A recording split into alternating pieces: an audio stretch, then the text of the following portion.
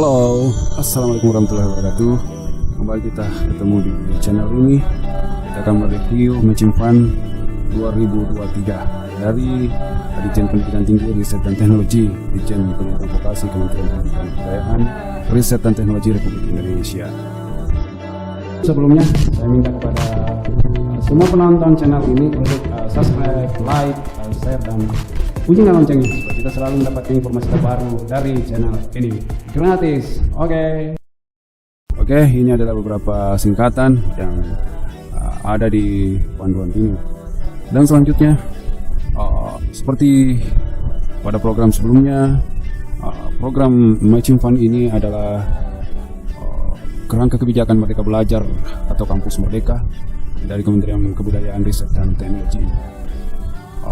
Ini untuk membangun ekosistem yang mendorong peningkatan mutu dan relevansi pendidikan tinggi di Indonesia. Untuk menjembatani dan mendorong terjadinya sinergi yang optimal antara perguruan tinggi dan pihak mitra, misalnya dunia usaha atau dunia industri, pemerintah atau lembaga swadaya masyarakat atau LSM. Program Matching Fund di tahun 2023 yang merupakan padanan dari pemerintah terhadap dana atau sumber daya yang telah disediakan oleh pihak mitra untuk bekerja sama dengan perguruan tinggi.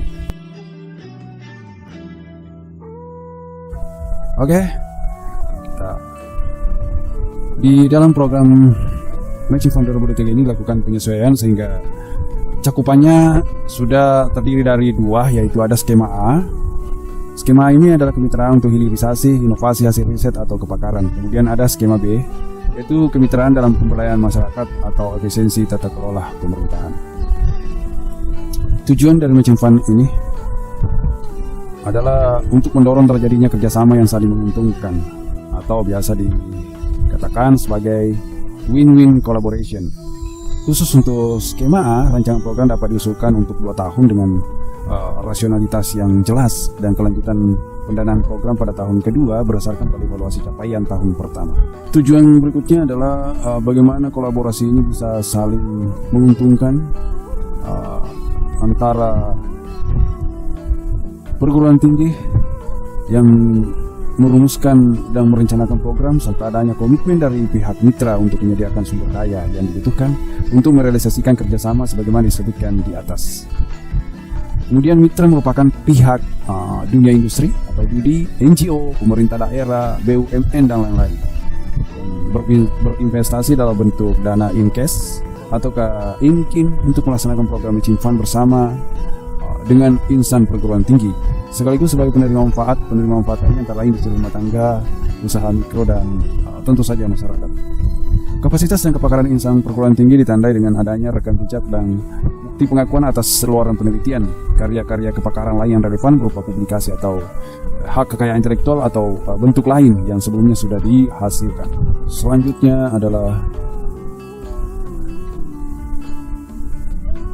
kita akan melihat pada skema A atau kemitraan untuk hilirisasi, inovasi hasil riset atau kepakaran, kemitraan antara perguruan tinggi dengan pihak dunia usaha atau mitra lainnya. Sementara di skema B atau kemitraan dalam pemberdayaan masyarakat atau efisiensi tata kelola pemerintahan.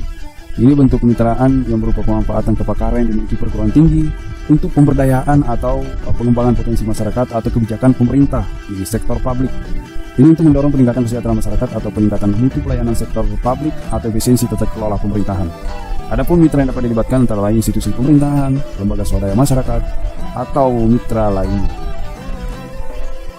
Dalam mengajukan usulan untuk kedua skema tersebut, perguruan tinggi dapat juga membentuk konsorsium atau bergabung beberapa perguruan tinggi atau lembaga riset, termasuk dengan perguruan tinggi atau lembaga riset luar negeri.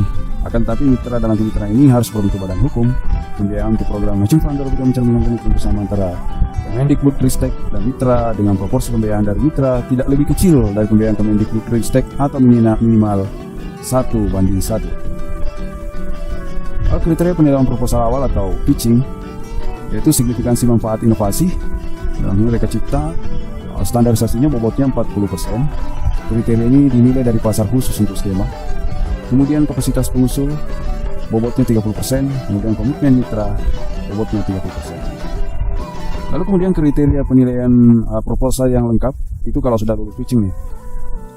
Kapasitas dan rekam jejak pengusul 20%, kapasitas dan komitmen mitra 25%, signifikansi kebermanfaatan inovasi 30%, kemudian rasionalisasi anggaran manfaat bagi perguruan tinggi yaitu sebesar 25%. Kapasitas dan rekam jejak pengusul 20%, kapasitas komitmen 20% untuk skema B, signifikansi inovasi pemberdayaan masyarakat atau efisiensi tata kelola pemerintahan 35%, kemudian rasionalisasi anggaran dan manfaat bagi perguruan tinggi 25%. Skema A, kemitraan untuk hilirisasi inovasi hasil riset atau kepakaran. Skema ini sebenarnya pengusul dapat merancang program kemitraan untuk 2 tahun dengan rasionalitas yang jelas. Lingkup program termasuk dalam skema ini ada 4, yaitu pertama, hilirisasi inovasi hasil riset untuk tujuan komersialisasi. Hasil riset perguruan tinggi yang diajukan harus telah siap dan telah mendapat dukungan dari pihak studi karena dipandang potensial untuk dikomersialisasikan. Selanjutnya, pihak studi sanggup mendukung pengembangan hasil riset menjadi produk komersial dan siap dipasarkan dan mengalokasikan dana dan atau sumber daya untuk pengembangan produk dimaksud. Akan tetapi khusus untuk skema ini, apabila itu pengusulnya dari perguruan tinggi vokasi, maka kesiapan hasil inovasi harus dibuktikan dengan pernyataan TKT yang disahkan oleh Ketua Lembaga Penelitian atau P3M atau UP2M. Lorong utama yang diharapkan adalah terwujudnya kerjasama dan rencana bisnis yang secara formal disepakati oleh para pihak dalam komersialisasi produk. Produk tersertifikasi serta bukti adanya produk yang siap dipasarkan. Komersialisasi dapat dilakukan oleh mitra atau dalam pembentukan unit usaha baru atau startup. Pendanaan dari matching fund dimasukkan untuk membayar biaya yang terkait dengan tenaga peneliti perguruan tinggi yang terlibat langsung dalam kegiatan atau pengadaan peralatan penunjang penelitian. Dalam hal ini tentu bukan peralatan produksi yang akan menjadi aset perguruan tinggi atau bahan penelitian yang diperlukan untuk pembuatan prototipe, penelitian yang diperlukan untuk pembuatan prototipe, bukan untuk produksi unit yang akan dipasarkan.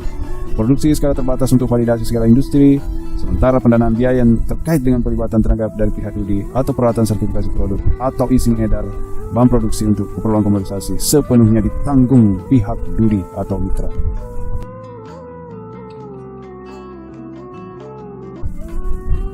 Kemudian yang kedua adalah hilirisasi kepakaran untuk menjawab kebutuhan studi. Pihak studi mengajukan persoalan spesifik untuk diselesaikan oleh pihak perguruan tinggi melalui kegiatan riset, terapan, dan mengalokasikan dana dan atau sumber daya untuk kegiatan dimaksud. Pengusul memiliki kepakaran kapasitas untuk menyelesaikan persoalan dimaksud dan juga untuk mempublikasi pada bidang yang sesuai dengan persoalan spesifik yang akan diatasi.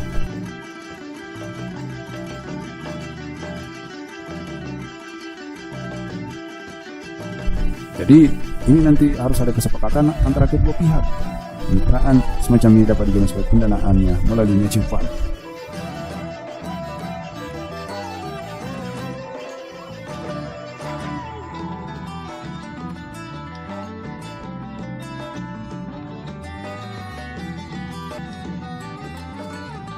Lorong utama yang diharapkan adalah hasil penelitian terapan yang telah disetujui atau acceptable pihak mitra.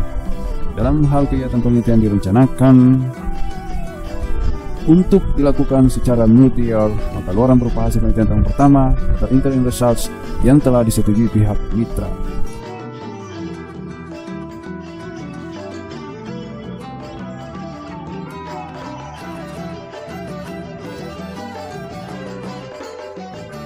Pendanaan dari matching fund hanya dapat dilaksanakan untuk biaya tenaga peneliti dari perguruan tinggi, termasuk mahasiswa yang terlibat atau terlibat langsung dan atau pengadaan peralatan penunjang riset yang akan menjadi aset perguruan tinggi.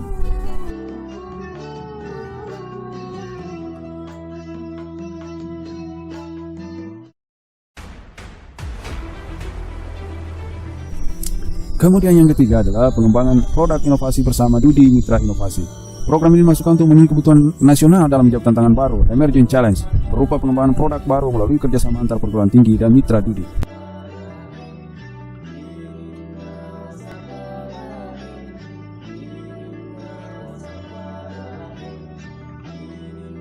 Dalam hal ini, inovasi yang akan dikembangkan merupakan ide bersama kedua pihak dan mencerminkan pertemuan antara pengetahuan atau pengalaman bisnis pihak studi dengan kepakaran dan kemampuan teknis pihak perguruan tinggi.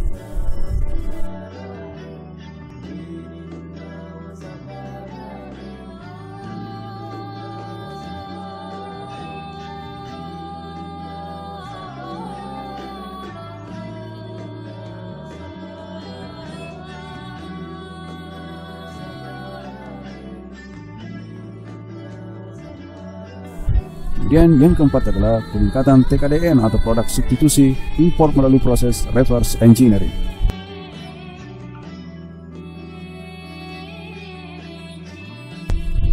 Program ini dimaksud untuk mengurai ketergantungan pada produk impor, baik produk jadi maupun produk material, dengan cara pengembangan produk substitusi impor atau peningkatan kandungan lokal pada produk yang sudah memanfaatkan sumber daya material dalam negeri. Selanjutnya Bihadiri berkomitmen untuk mengalokasikan dana dan atau sumber daya untuk mendukung pelaksanaan program masuk bersama pihak perguruan tinggi, dan pihak perguruan tinggi dapat mengajukan pendanaan matching fund sebagai pendanaan atas sumber daya yang telah disiapkan pihak Dudi. Luaran utama yang diharapkan adalah produk substitusi yang telah teruji layak industri dari badan resmi atau lembaga independen dan siap diajukan untuk standarisasi dengan TKDN yang lebih tinggi.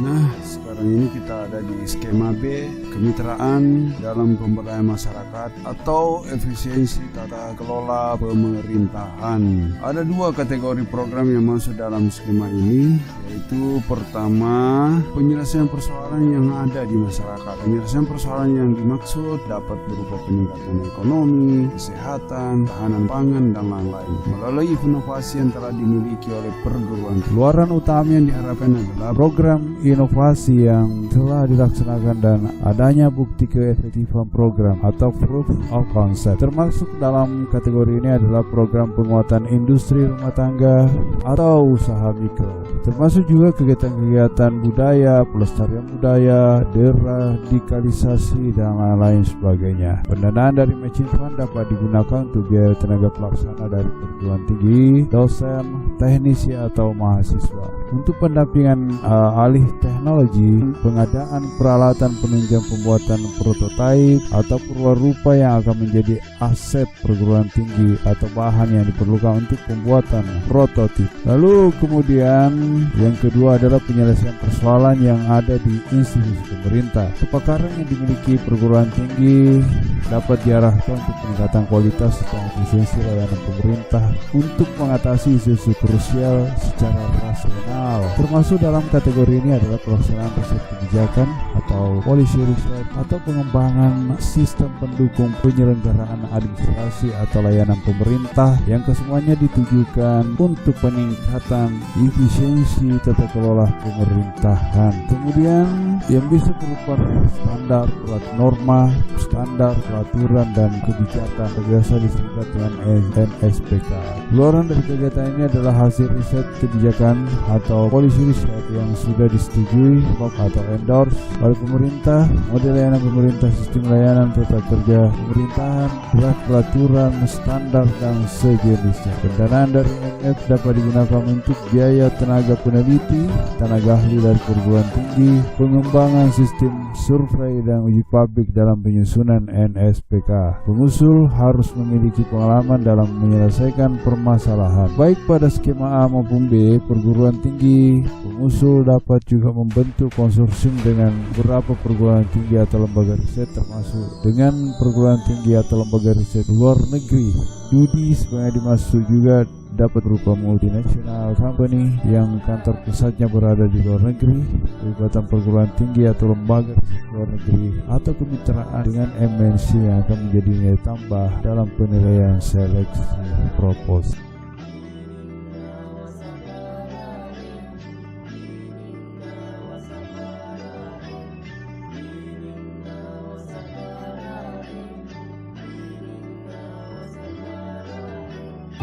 Selanjutnya kita akan melihat skema atau luaran utama masing-masing skema. Pada tabel 1, skema A1, luaran utamanya adalah kerjasama dan rencana bisnis yang secara formal disepakati oleh para pihak dalam komersialisasi produk. Kemudian produknya tersertifikasi, bukti adanya produk yang siap dipasarkan. Skema A2 adalah hasil penelitian terapan yang telah teruji atau acceptable oleh mitra. Skema A3 adalah perwarupa atau prototipe produk yang minimal sudah teruji terjadi di lingkungan aplikasi yang sebenarnya. Kemudian skema A4 ada produk substitusi yang telah teruji layak industri dari badan resmi atau lembaga independen dan siap diajukan untuk standarisasi dengan TKDN yang lebih tinggi. Skema B1 adalah program inovasi yang telah dilaksanakan dan adanya bukti keefektifan program atau proof of concept. Skema B2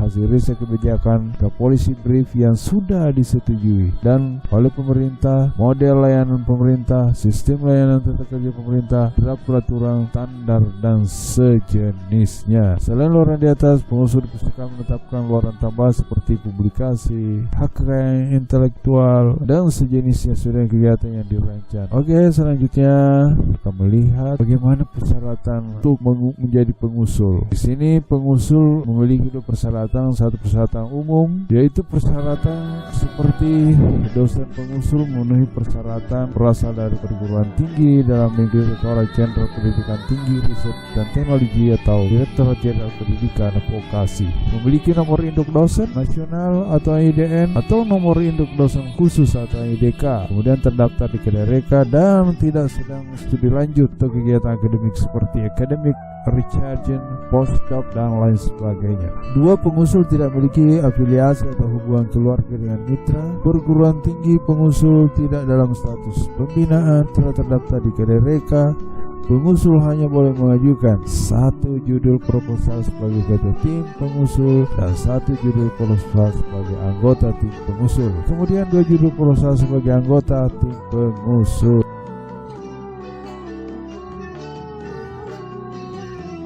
Kemudian syarat khusus bagi pengusul yang sudah dinyatakan lolos tahap seleksi proposal dan diundang untuk memasukkan proposal lengkap, maka harus memenuhi persyaratan sebagai berikut.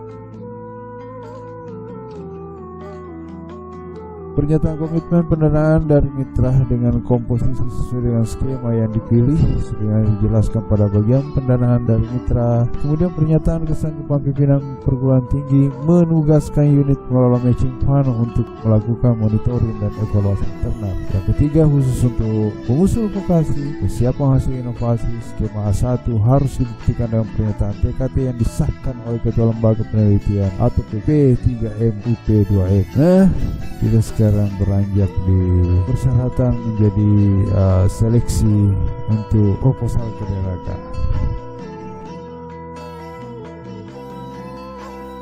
Pada tahap awal, pengusul hanya akan mengajukan proposal awal atau initial proposal. Jadi proposalnya sangat sederhana, tidak perlu panjang-panjang. Berikut adalah langkah-langkah yang harus dilakukan. Pertama, pengusul dan mitra harus terdaftar di KDRK tentunya. Kemudian yang kedua, mengunggah surat pernyataan di KDRK yang menyatakan pengusul dan mitra bersepakat untuk melakukan kerjasama dalam rangka program Matching Fund 2023. Pengusul harus mengisi formulir aplikasi Matching Fund KDRK 2023 dan pengusul mengunggah proposal awal.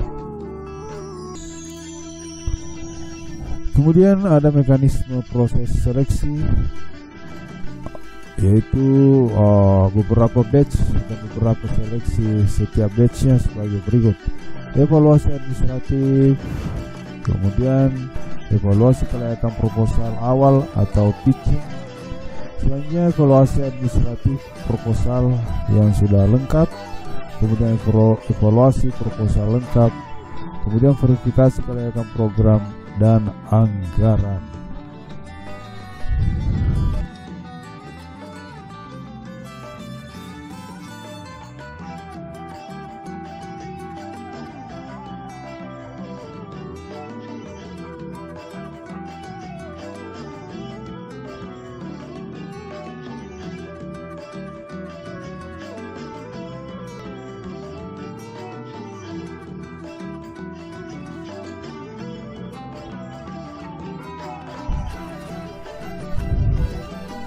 Evaluasi administratif adalah seleksi administratif dilakukan oleh Direktorat Jenderal Pendidikan Tinggi, Riset dan Teknologi, Direktorat Jenderal Pendidikan Vokasi, Kementerian Pendidikan, Kebudayaan, Riset dan Teknologi.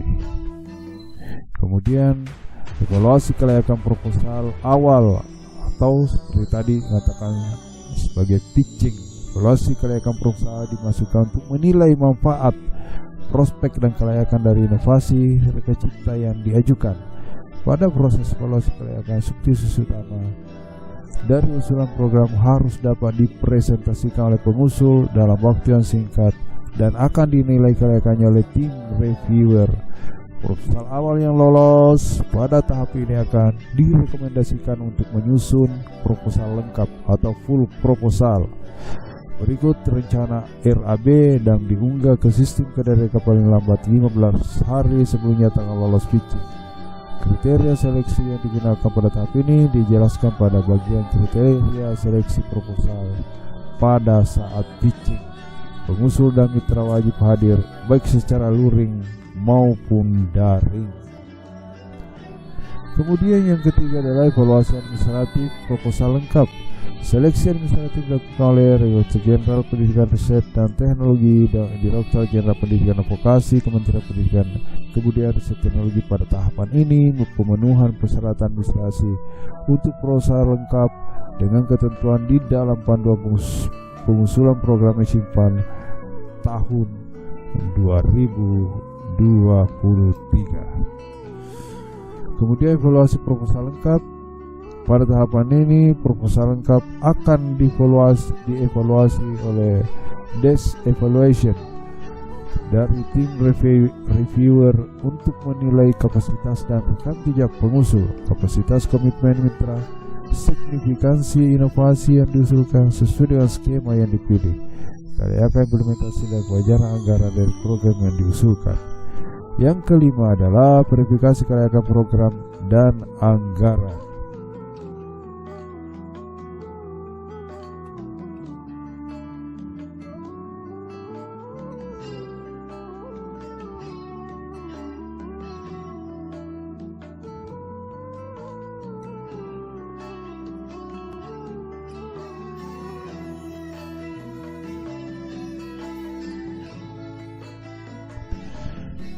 Selanjutnya kriteria penilaian proposal. 1. Signifikansi manfaat inovasi reka cipta 40%. Manfaat dan keuntungan inovasi yang diajukan serta berbobot permasalahan yang akan diselesaikan. Signifikansi permasalahan dan pemanfaatan inovasi yang diajukan harus dilihat dari kebutuhan dan dijelaskan oleh pihak mitra. Kemudian yang kedua adalah kriteria ini kapasitas pengusul 30%. Kemudian ketiga komitmen mitra sebanyak 30%.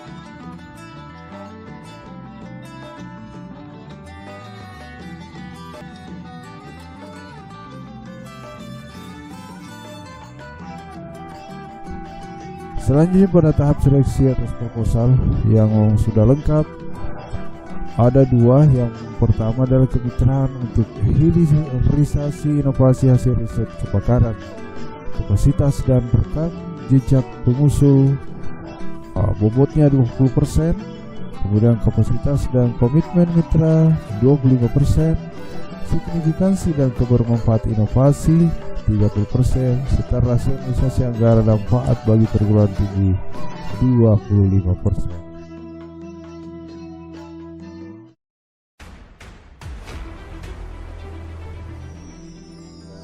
Kapasitas dan rekam jejak pengusul ini untuk kemitraan dan pemberdayaan masyarakat atau efisiensi tata kelola pemerintahan. Yang dilihat dari kapasitas dan rekam jejak pengusul 20%, kemudian kapasitas dan komitmen mitra 20%.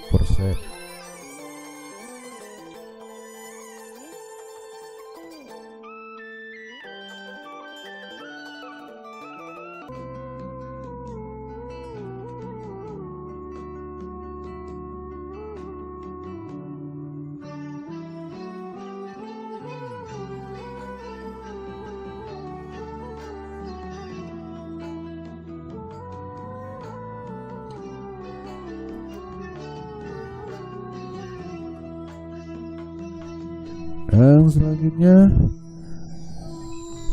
adapun komponen biaya yang diperkenankan, yaitu pendanaan matching fund ini tidak dapat digunakan untuk membiayai kegiatan yang telah dibiayai dari sumber pendanaan yang lain atau double funding. Pengeluaran dan penggunaan dana harus mengacu pada PMK nomor 83 tahun 2022. Prediksi dana mitra dengan dana dikti atau diksi minimal 1:1. Dapat dilihat di tabel komponen biaya yang diperbolehkan untuk masing-masing skema. Ada honorarium tenaga penelitian, peralatan pendukung, bahan prototip produksi skala terbatas, pendamping dan transport teknologi, focus group discussion atau penyusunan kebijakan publik, survei, biaya pengujian produk, pendaftaran HKI, biaya perjalanan dinas, bantuan insentif mahasiswa, biaya produksi skala terbaru, pengelolaan program matching fund. Berikut penjelasan lebih rinci untuk komponen biaya di atas. A. Honorarium. Dalam hal ini honorarium tenaga peneliti pakar maksimal 15%. B. Peralatan pendukung terkait langsung dengan kegiatan, bahan prototipe, produksi skala terbatas atau bahan habis. Kemudian pendampingan, transfer of technology.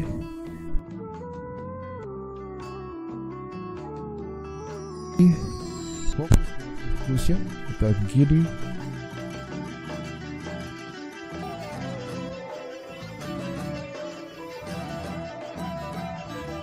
Survei, termasuk pengumpulan data primer dari lapangan atau responden, dan pengolahan datanya dapat didanai oleh skema A3 dan B2 sesuai dengan PMK nomor 83 tahun 2022.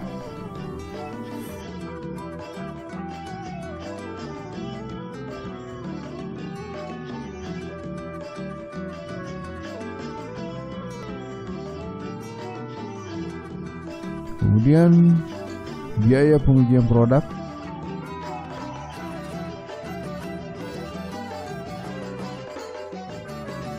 pendaftaran hak kekayaan intelektual,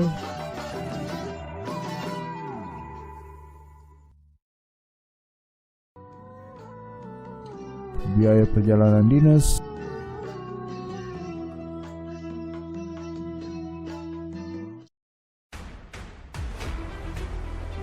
bantuan insentif mahasiswa,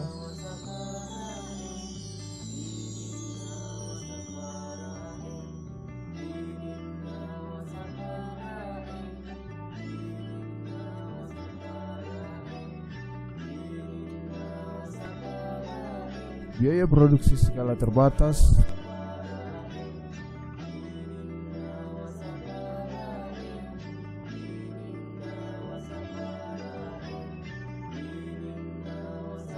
pengelolaan program matching fund maksimal 5%.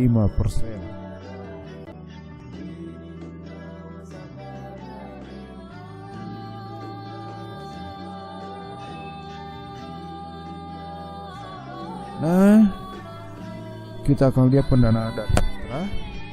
Mitra berkewajiban menyediakan pendanaan dalam bentuk tunai atau in cash atau kombinasi cash dan in-kind dengan ketentuan sebagai berikut. Usulan matching fund dari insan kelompok prodi akademik dikti skema A 25%, kemudian skema B 10%. Usulan matching fund dari insan kelompok prodi vokasi skema A 15%, kemudian skema B 10%.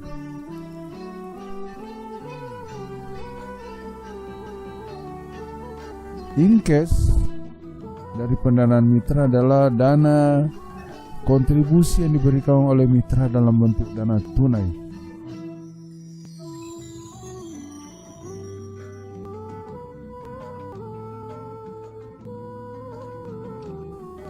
Sementara untuk Inkin adalah kontribusi yang diberikan mitra dalam bentuk resource sharing seperti sarana,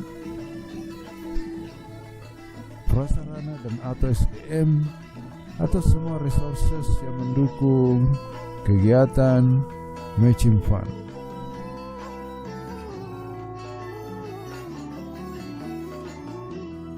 Adapun jadwal kegiatan sebagai berikut.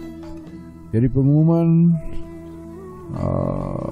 program matching fund tahun 2023 dimulai dari pada bulan Desember 9 Desember 2022, kemudian pemasukan berkas awal yaitu 5 Desember 2022 sampai 31 Januari 2023. Evaluasi proposal awal atau pitching 16 Januari sampai 6 Februari 2023. Kemudian pengumuman hasil evaluasi awal 20 Januari 10 Februari 2023. Pemasukan proposal lengkap 21 Januari 24 Februari 2023 dan evaluasi proposal lengkap 15 Februari 20 sampai 24 Maret 2023.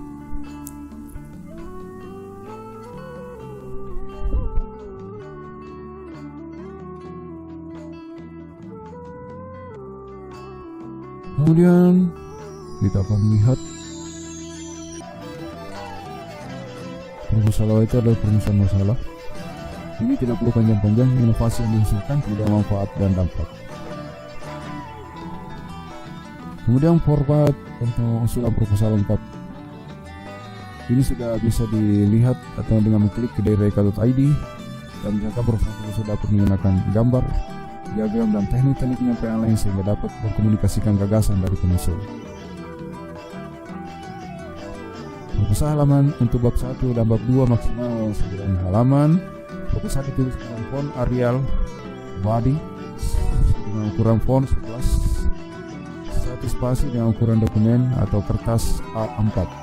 Halaman cover formatnya bebas mengandung judul proposal, identitas pengusul dan mitra, identitas, kemudian informasi perguruan tinggi dan lain sebagainya.